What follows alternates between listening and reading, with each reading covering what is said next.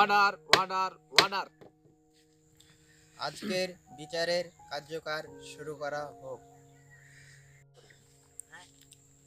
মোহাম্মদ আদালত, যিনি আমার মক্কেলে কাঠ করে দাঁড়িয়ে আছেন, তিনি রায়হান চৌধুরীকে খুন করেননি। তিনি ছিলেন অসুস্থ এবং হাপড়ায় হাসপাতালে ছিল। যেদিন রাতে রায়হান চৌধুরীর খুন হয়, তিনাকে সেদিন রাত্রে খাপড়া হাসপাতালে ভর্তি করা হয়েছিল। এবং আমার মক্কেল এমন রোগে ভুগত কিনা, তিনি বাঁচবেন কি মরবেন কোনো আশা নাই। এবং তিনি সেদিন রাত্রে হাসপাতালে ছিলেন এবং ডাক্তারের কিছু রিপোর্ট আছে।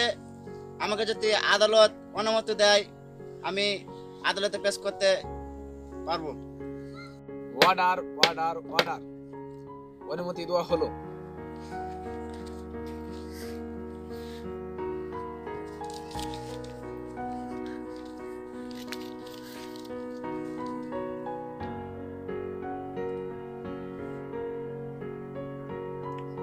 Order order.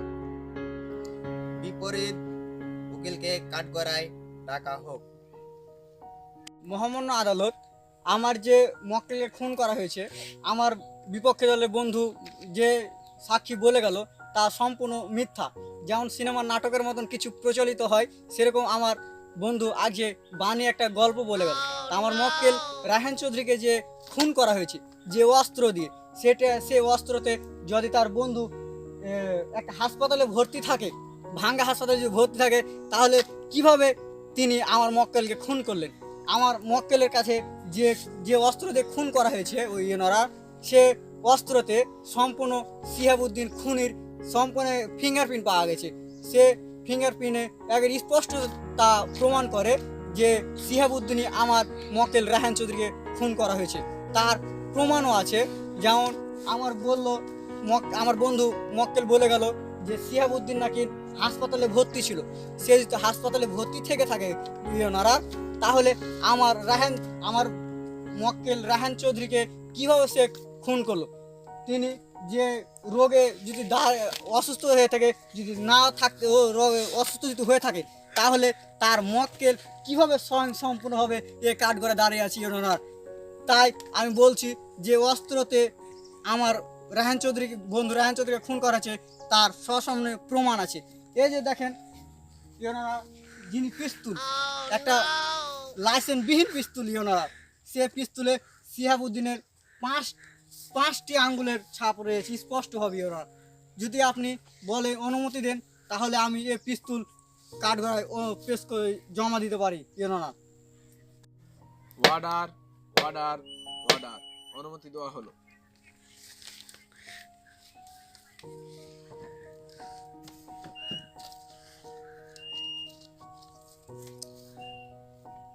এই রাইফেল বন্দুক চেক করানো হোক।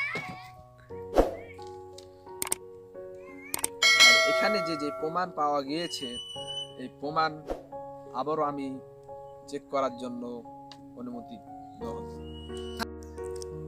বাহ, আমার বন্ধু বলে গেল আমি নাকি সিনেমার ডায়লগ মারছি। আমার মক্কেল যদি খুন করে থাকে ইয়ার অনার, আমার মক্কেল সেদিন খাপড়ায় হাসপাতালে ছিল। তার কিছুক্ষণ পর পুলিশ যে আমার মক্কেলকে হঠাৎ গাড়িতে নেয় অ্যাম্বুলেন্সে।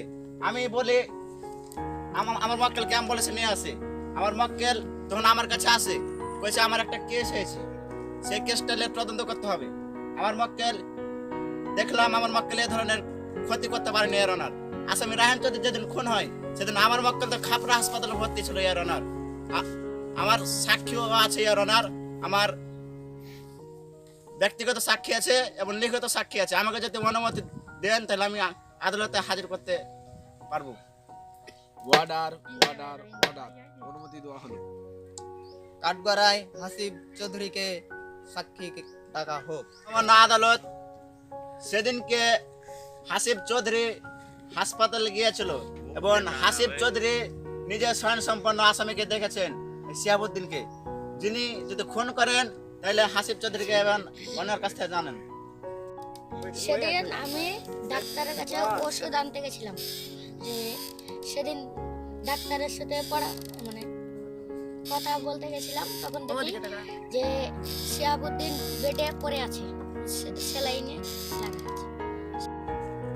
আমার সাক্ষী আদালতে পেশ করা হলো এবং আমার মক্কেলের বেকলের খালাস চাচ্ছি ইওর অনার। ইওর অনার, আমার বন্ধু তার মক্কেলকে বাঁচানোর জন্য তার সাক্ষী পেশ করে গেল। আসলে ইওর অনার, অর্থ থাকলে পৃথিবী কিনা যায় কথায় বলে, সেরকম আমার খুনির তার কিছু টাকা অর্থকরী থাকে আছে, তিনি আমার বন্ধুকে কিনেছেন। আমার বন্ধু তার পরামর্শ অনুযায়ী একটা সাক্ষী বানিয়ে কিনা তিনি প্রমাণ করে গেল যে আমার মক্কেলকে কিনে জেনে হাসপাতালে দেখেছেন। কিন্তু ডাক্তার রিপোর্ট অনুযায়ী বলছি ইওর অনার যে শিহাবুদ্দিন খুনি সেদিন হাসপাতালে ভর্তি ছিল না। তার অতীতে কিছু তার সমস্যা ছিল, অতীতে তিনি ছিলেন, কিন্তু টাকার অর্থের কারণে সে অতীতের ডেটটা তিনি বর্তমানে ফিরে এসেছেন ইওর অনার। কিন্তু আমার শিহাবুদ্দিন যদি অতীতের অসুখ থেকে বর্তমানে তিনি এখন স্বয়ংসম্পূর্ণ দাঁড়িয়ে আছেন, তাহলে বলা যায় ইওর অনার তিনি এখন একটি সুস্থ ব্যক্তি। আর একটা সুস্থ ব্যক্তিকে খুন করার জন্য এমনি যথেষ্ট ইওর অনার। সে সাক্ষী আপনি যে আমার পিস্তুল আর বলেছিলেন সেগুলো কিন্তু your honour computer check up করা হয়েছে, সেখানে স্বয়ংসম্পূর্ণভাবে শিহাবুদ্দিনের 5টি আঙ্গুলের ছাপ পাওয়া গেছে ইওর অনার। সেখানে বলতে হয় ইওর অনার, তাহলে শিহাবুদ্দিন কিভাবে বলতে পারে যে রায়হান চৌধুরী আমার মক্কেলকে খুন করেনি ইওর অনার? তিনি যদি খুন নাই করে থাকেন তাহলে তার 5টি আঙ্গুল হসপিটালে ভর্তি থাকা সত্ত্বেও কিভাবে গেল সে পিস্তুলে? আর সে পিস্তুলে যদি খুন 5টা আঙ্গুল থাকে তাহলে খুন করে, এটাই যথার্থ your honour.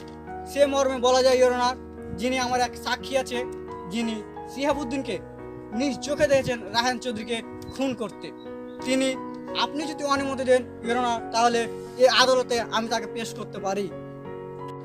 Order order order. সাক্ষী ইনজামকে কাঠগড়ায় ডাকা হোক।